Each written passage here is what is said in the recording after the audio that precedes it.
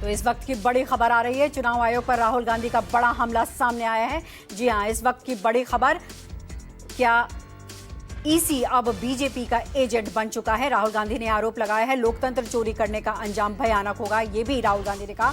साथ ही साथ भारत का लोकतंत्र बेशकीमती है, ये राहुल गांधी के बड़े बयान सामने आ रहे हैं। तो इस वक्त की बड़ी खबर, भारत को लेकर के, चुनाव आयोग को लेकर के राहुल गांधी का ये बड़ा बयान सामने आया है। क्या ईसी अब बीजेपी का एजेंट बन चुका है? ये सवाल खड़े किए हैं राहुल गांधी ने।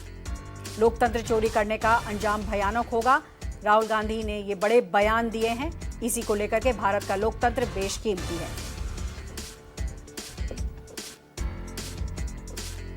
तो इस वक्त की बड़ी खबर, चुनाव आयोग पर राहुल गांधी का बड़ा हमला सामने आया है। क्या ईसी अब बीजेपी का एजेंट बन चुका है? ये सवाल खड़े किए हैं राहुल गांधी ने और साथ ही साथ ये कहा कि लोकतंत्र चोरी करने का अंजाम भयानक होगा।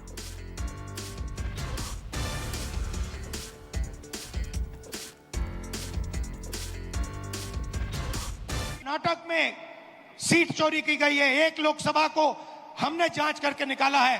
मैं कह सकता हूं कि एक से ज्यादा सीटें यहां चोरी हुई हैं। जो कॉन्स्टिट्यूशन का फाउंडेशनल आइडिया है, वन मैन वन वोट, इस पर इलेक्शन कमीशन और उसके सारे अफसर आक्रमण कर रहे हैं।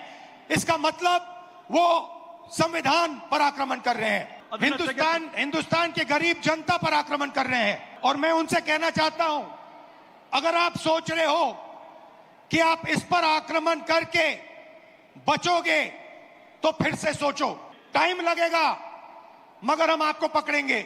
याद रखिए, नरेंद्र मोदी 25 सीट की मार्जिन से प्रधानमंत्री हैं। एक सीट हमने दिखा दी कि चोरी हुई है, 25 सीट वो 35,000 या कम वोटों से जीते हैं। अगर हमें इलेक्ट्रॉनिक डेटा मिल जाए, हम साबित कर देंगे कि हिंदुस्तान का प्रधानमंत्री चोरी करके प्रधानमंत्री बना है। पूरे देश को यह सवाल पूछना चाहिए कि इलेक्शन कमीशन इलेक्ट्रॉनिक डेटा और वीडियोग्राफी क्यों नहीं दे रहा है।